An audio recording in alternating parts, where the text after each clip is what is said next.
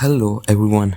Do you remember those days when Donald Trump wasn't the US president and his statement on the Russia-Ukraine war were so grand?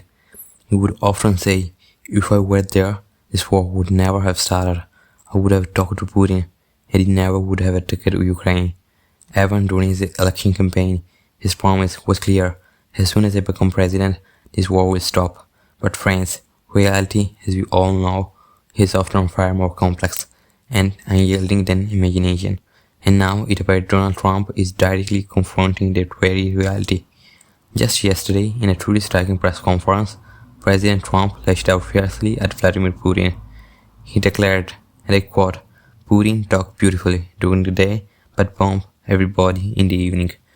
And it was amidst this palpable frustration, this apparent disillusionment, that the United States made a truly historic decision, a decision that has potential to significantly impact the ongoing conflict in Ukraine.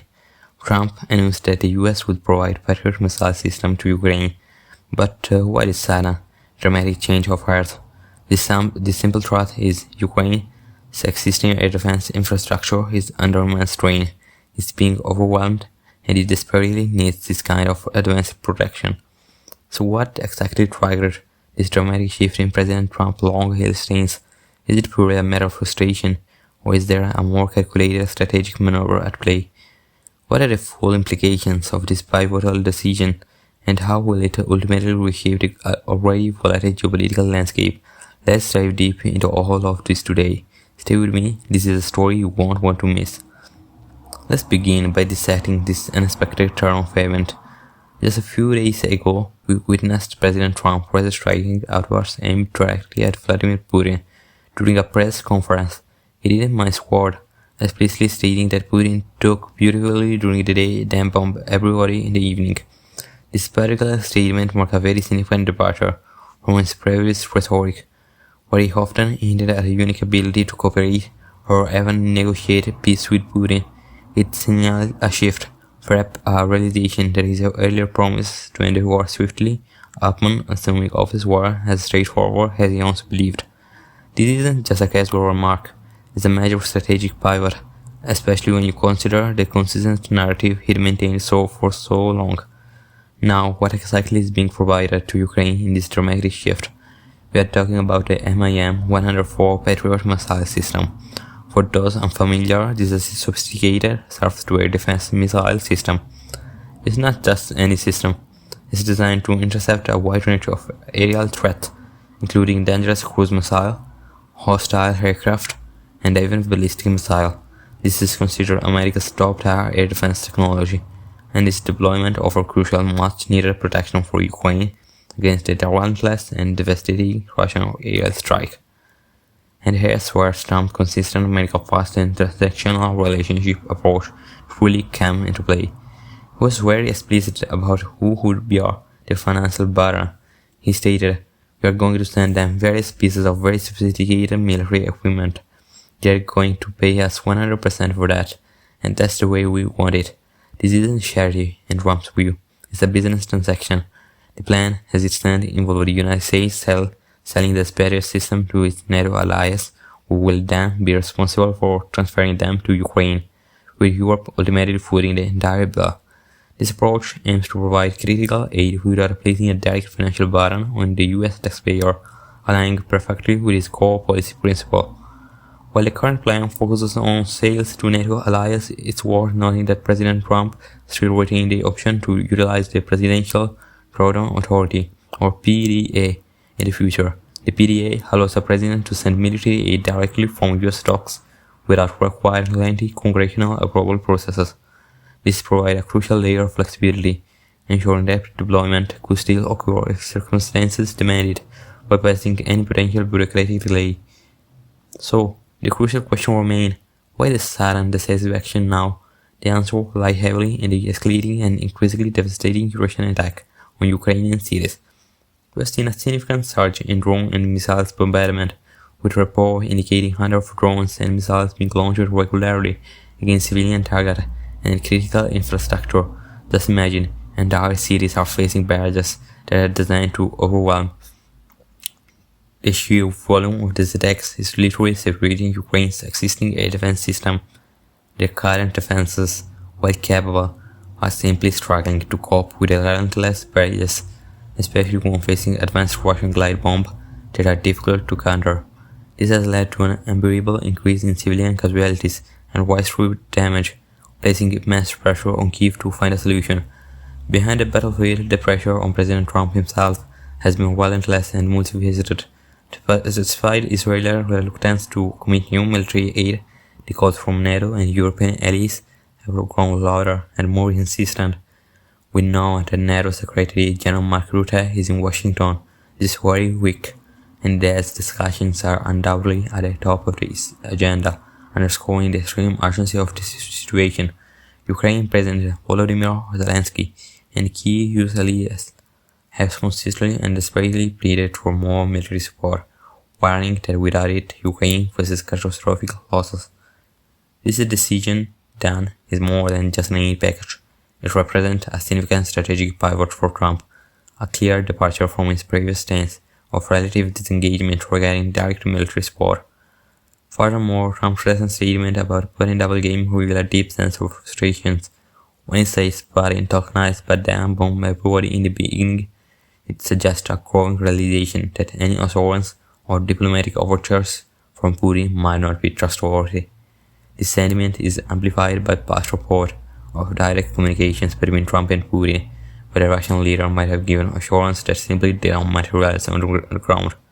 Trump perceived realization that Russia cannot be trusted in peace negotiations is now becoming a key driver for this decision to provide critical aid.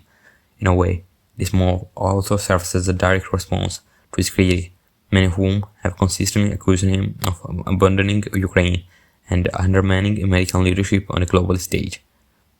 Let's delve a bit deeper into the capability of the Patriot system itself and understand why its introduction could be a game changer. The Patriot system comes in different sophisticated versions.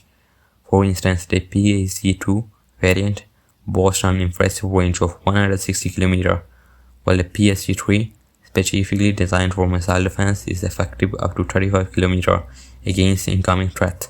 This system is incredibly versatile, capable of effectively neutralizing a wide range of aerial threats, from hostile aircraft and menacing drones to both ballistic and cruise missiles.